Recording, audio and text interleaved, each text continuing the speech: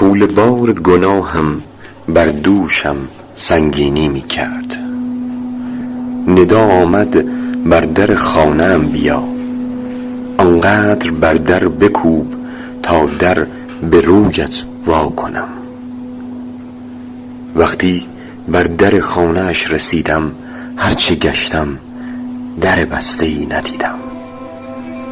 هرچه بود باز بود. گفتم خدایا بر کدامین در بکوبم؟ ندا آمد این را گفتم که بیایی، وگرنه من هیچ وقت درهای رحمتم را به روی تو نبسته بودم.